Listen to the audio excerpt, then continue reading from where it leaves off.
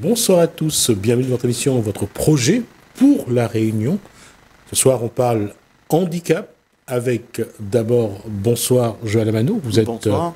Vous êtes conseiller technique au CREAI Océan Indien. Bonsoir à Johan Faure, éducateur sportif. Bonsoir. Et bonsoir à... Par contre, il va quand même me dire son nom parce que je suis sûr que je vais me tromper. Prénom et nom, ça va être plus simple. Gabriel Giamberton. Alors, bien prononcé, c'est Gabriel Giamberton. Voilà, et vous êtes référent DI et sport, ce qui veut déficience dire intellectuelle et sport 974. déficient intellectuel. Exactement. D'accord. Jean-Renaud, il y a un événement vers la fin du mois de septembre, c'est quoi? Alors, on est actuellement en plein Jeux paralympiques. Donc, voilà, sujet d'actualité. Et aussi, en ce moment, c'est le 60e anniversaire des centres régionaux d'études d'action et d'information, en France. Et dans le cadre de ce 160e anniversaire, donc, actuellement, on organise des actions de communication, de formation et de conseil en lien avec notre activité CREAI, dans le cadre de notre activité au niveau du champ du handicap, des personnes âgées, de la protection de l'enfance et des personnes dans d'autres types de situations de vulnérabilité. Alors, je vais quand même vous poser la question, même si ça va paraître saugrenu, c'est quoi un handicap? Comment on définit un handicap aujourd'hui? Je vais vous poser à vous trois la question. Comment on définit un handicap?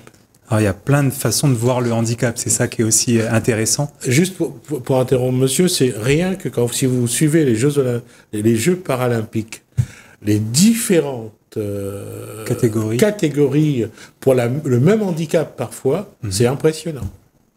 Exactement. Je dis ça parce que j'étais au service des sports et je couvrais les Jeux paralympiques. Rien que pour le 100 mètres, c'est impressionnant. Allez-y, le handicap. Mais pour faire simple, le handicap, c'est des personnes qui sont en situation de handicap et qui vont avoir des difficultés à avoir accès à des services en fait que les autres personnes n'auraient pas forcément accès. Alors déjà là, on parle d'handicap physique, c'est ça? Alors, pas forcément. Pas forcément. Exactement. Ouais. C'est ça qui est riche, c'est qu'il y a plein de formes de handicap. Il y a des handicaps qui sont moteurs, donc physiques. Il y a des handicaps qui sont plus invisibles, qu'on va pas forcément voir. Il y a des handicaps qui sont sensoriels. Donc il y a vraiment plein de formes de handicap et qui peuvent être à différentes échelles aussi. C'est-à-dire que c'est pas parce qu'on est déficient visuel, par exemple, qu'on a une difficulté par rapport à la vision, qu'on va tous avoir les mêmes accès à des choses. Il y a des gens qui vont être plus autonomes dans certaines choses de la vie et d'autres qui vont être plus en difficulté. D'accord. Pour Johan Faure, ce serait quoi? Comment on définirait l'handicap? Moi, je trouve que c'est des super-héros. Je travaille au quotidien avec eux. Ils ont une force incroyable. Et j'en fais vraiment mon métier maintenant en tant qu'éducateur. J'ai été à très haut niveau. J'ai été 6 fois champion du monde de roller. J'ai eu un grave accident. J'ai aussi fini en fauteuil. Et c'était compliqué. On m'avait dit que j'avais pas remarché. Donc je m'étais dit, il va falloir que je continue le sport. Et je me suis rendu compte que c'était une très courte période. C'était 3-4 mois en fauteuil. C'est déjà très compliqué. Et quand je vois ce qu'eux, ils font, moi, ils m'impressionnent. D'accord. Je reviens à Joël Amano. L'événement du 25 septembre, c'est? Donc, l'idée, c'est effectivement... c'est tout le mois de septembre, c'est pas que le 25 septembre. Le Centre régional d'études d'action et d'information a une mission notamment d'animation de réseau autour de tout ce qui tourne autour du handicap notamment. Et l'idée, c'est de travailler avec les acteurs du territoire pour tout ce qui est la participation sociale et la citoyenneté des personnes en situation de handicap. Comme disait Gabriel Giamberton, c'est vraiment le handicap dans toutes ses formes. Il peut y avoir le polyhandicap, les personnes très dépendantes, les personnes qui vivent en établissement spécialisé, les personnes qui sont en résidence autonome, adultes, enfants, personnes âgées vieillissantes. Et aujourd'hui, aborder la question du sport dans le handicap, le sport, c'est un vecteur d'inclusion, un vecteur donc de participation sociale et de citoyenneté. Et c'est pour cette raison que donner la parole aux personnes concernées, là on a des acteurs associatifs, mais aussi aux institutionnels et avant tout aux personnes concernées par le handicap, c'est très important. Et ce qu'on fait aussi ce mois-ci et dans le long de notre activité au fil du temps, les personnes concernées, qu'elles s'expriment sur leur situation, sur ce qu'elles veulent, leurs aspirations et qu'elle soit dans la proposition par rapport notamment à la participation au sport. Cette question, elle est encore pour vous trois. La communication autour du handicap, c'est un handicap? Moi, personnellement, j'arrive à casser la barrière là-dessus. Parce qu'effectivement, quand on voit des personnes en situation de handicap qui sont dans des fauteuils et qu'on les amène au skatepark, on nous regarde un peu bizarrement.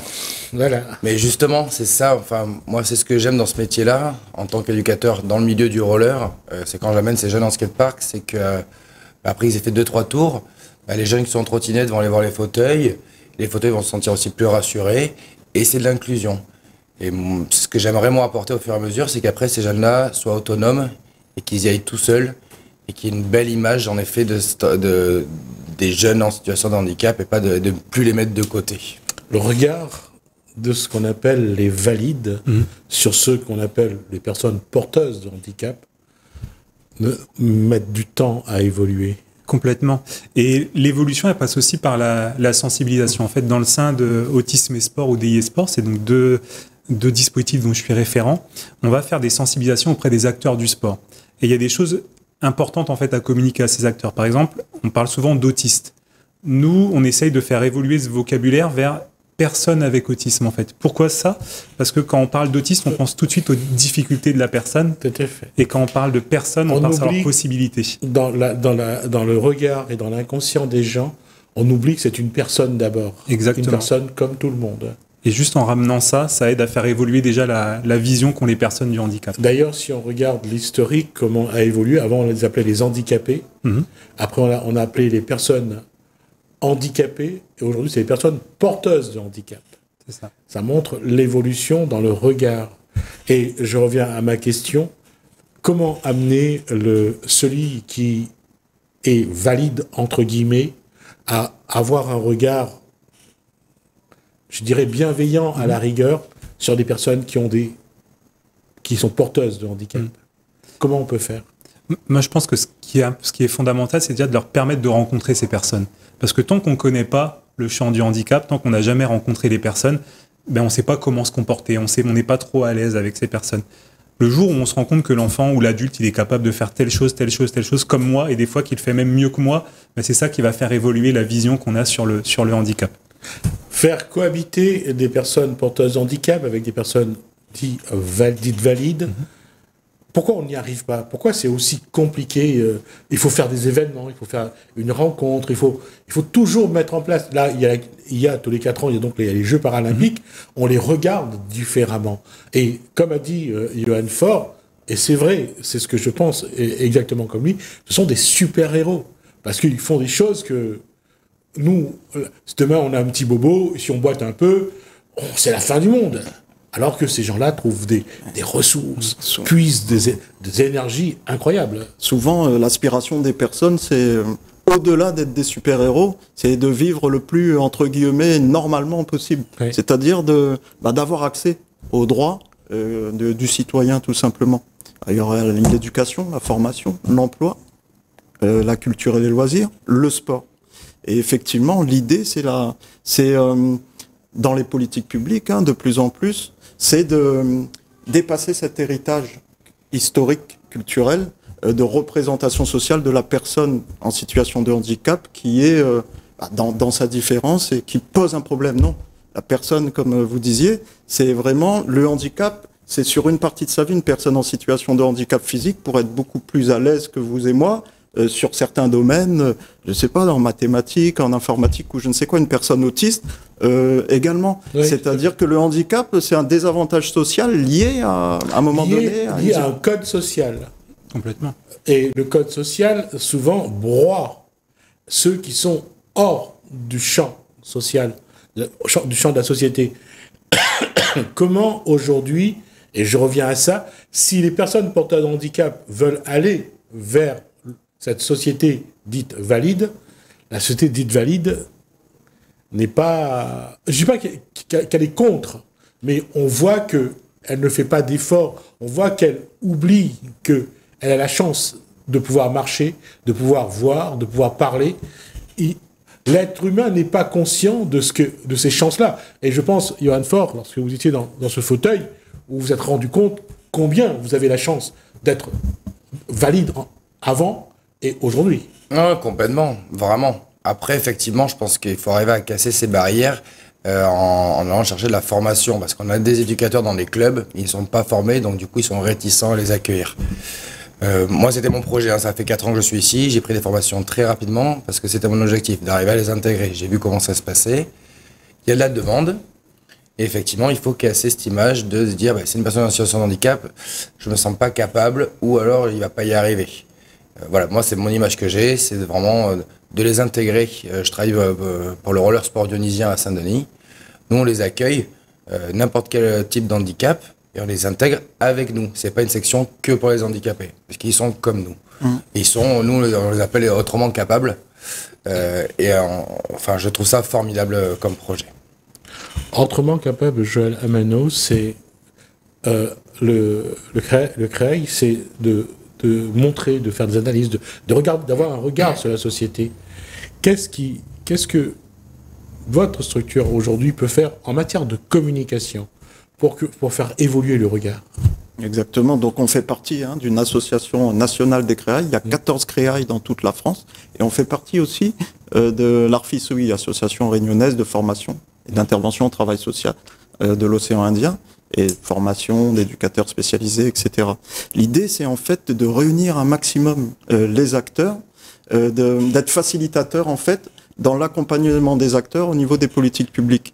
Et dans cet accompagnement-là, il y a la communication, l'information, à travers des médias tels que le vôtre, Télécréole notamment, de proximité, où chacun, tout un chacun chez soi, dans son petit case dans les hauts, je ne sais où, il a accès à cette information-là. Cette information de, la personne en situation de handicap, ouais, c'est possible de faire du roller, c'est possible de partager des activités avec les personnes qui n'ont pas de handicap, mais c'est aussi possible, il y a plein d'acteurs dans le champ du sport, de participer à des activités qui nécessitent une adaptation à travers d'autres types d'associations qui ne sont pas là aujourd'hui. Donc cette information-là, à travers les médias, les réseaux, les tables rondes, les formations, sont très importantes. Gabriel Jean-Berton, la déficience intellectuelle n'est pas gérée comme la déficience physique. Et souvent, la personne dite valide, quand elle est confrontée à l'autisme, à tous ces genres d'handicap qui diminuent, qui changent le comportement de la personne. La personne dite valide est totalement désarmée et désappointée, parce que la communication, et je peux comprendre, hein, là je ne critique pas, là, je veux dire c'est difficile de communiquer à ce moment-là si on n'a pas les outils.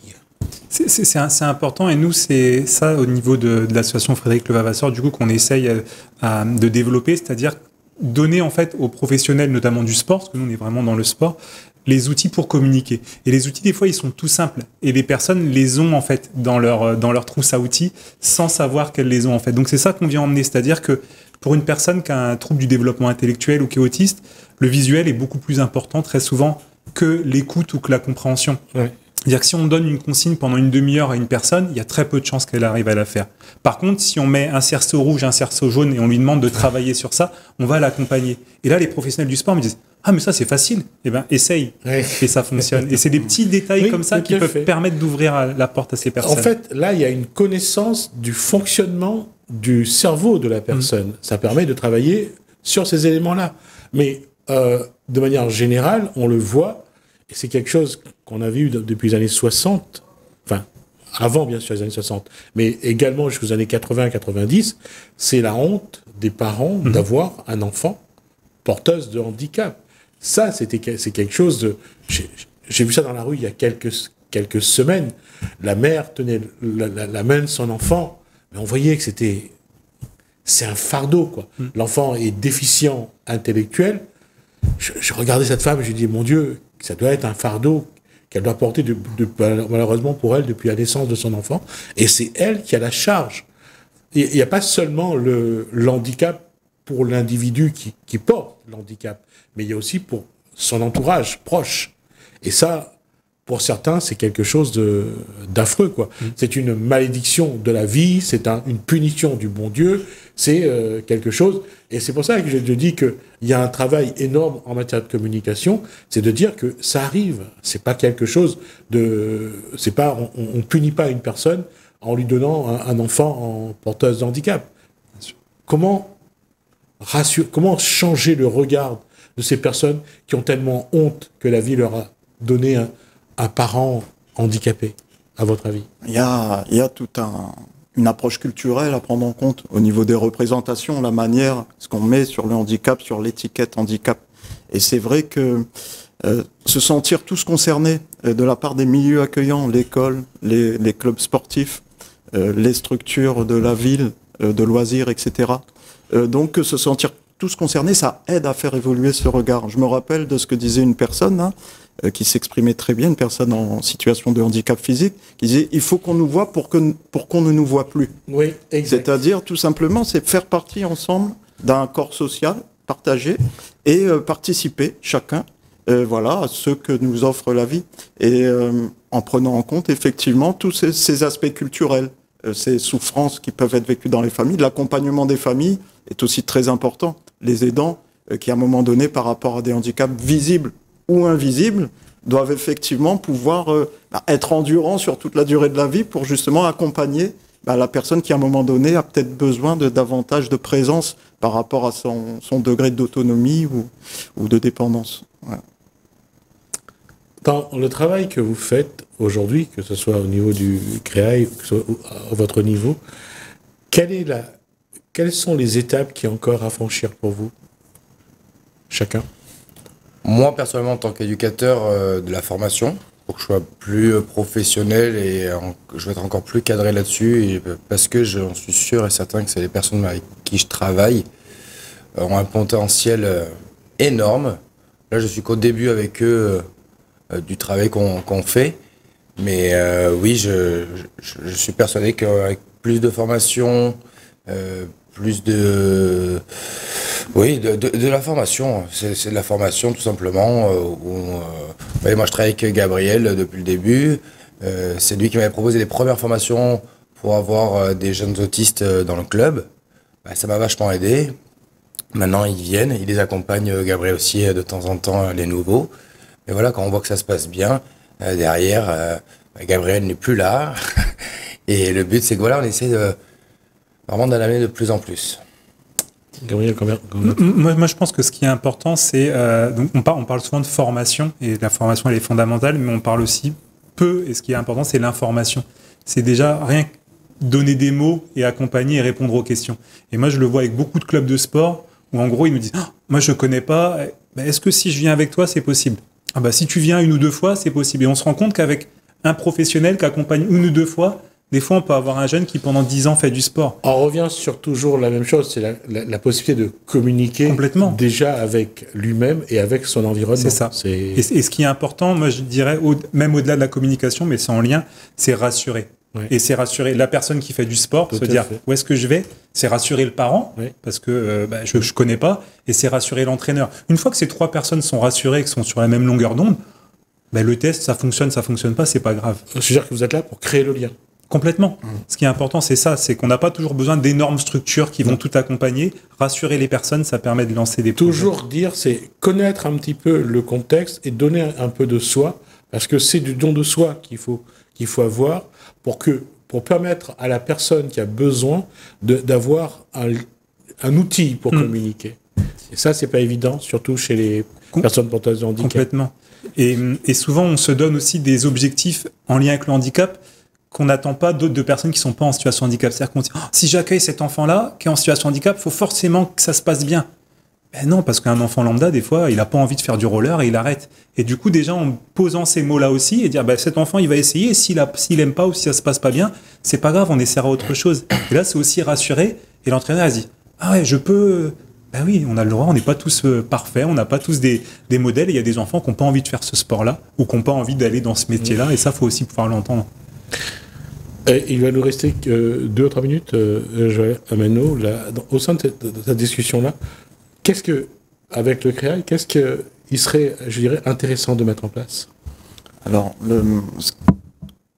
les actions intéressantes à mettre en place se situent vraiment au niveau de tout ce qui est occasion d'être en lien. Vous parlez du lien les uns avec les autres. Chacun a sa place au niveau des acteurs du sport associatif, des décisionnaires, des médias, dans la communication, et surtout et avant tout des personnes accompagnées. Là, effectivement, il y a des personnes accompagnées, des personnes qui pratiquent le sport. Là, il y a sur le plateau, tout de suite, il n'y a pas de personnes directement concernées, il y en aura par la suite. Et effectivement, c'est qu'elles prennent cette place centrale, cette place où justement elles ont l'occasion d'être en direct, je vais dire, par rapport à l'expression de leurs aspirations, de leurs besoins. Et voilà, donc multiplier ces occasions-là à travers les tables rondes, à travers les formations, à travers les colloques, les informations, et surtout le travail ensemble. Il y a pas mal d'acteurs au niveau du sport à La Réunion, qu'ils soient handicap, dans le handicap ou pas, et travailler le maximum ensemble, avec chacun ses spécificités, ses approches, mais pouvoir, dans les différents champs du sport et du handicap, se dire, tiens, de quelle manière on peut se partager nos expériences et faire monter la compétence sur notre territoire réunionnais, qui est riche en compétences et en expérience, en savoir-faire. Ça se construit. Les personnes formées, vous dites vous avez bénéficié de formation d'autisme et sport, effectivement, elles-mêmes après sont à même de former, de sensibiliser, et c'est un cercle vertueux qui se met en place et qui permet ensuite aux personnes de trouver leur compte dans les activités sportives. Alors, dans ce cas, on va commencer à faire le premier pas vers ce cercle vertueux. Là, l'antenne est ouverte désormais. Frappez, vous rentrez. Et on parle du handicap quand vous le souhaitez. Merci. D'accord. Merci Johan Faure. Merci également à Gabriel Jean-Berton. Merci à Joël Amano. Voilà, c'est le début de quelque chose. On va essayer d'être régulier, de donner la parole, que ce soit à l'encadrement, que ce soit aux personnes porteuses de handicap. On va essayer quelque part de faire quelque chose de simple, c'est de vivre, de montrer comment on peut vivre ensemble, tout simplement. Merci à vous, messieurs. Merci. Merci à vous de nous avoir suivis. Merci Alain, merci François. Je vous dis à bientôt.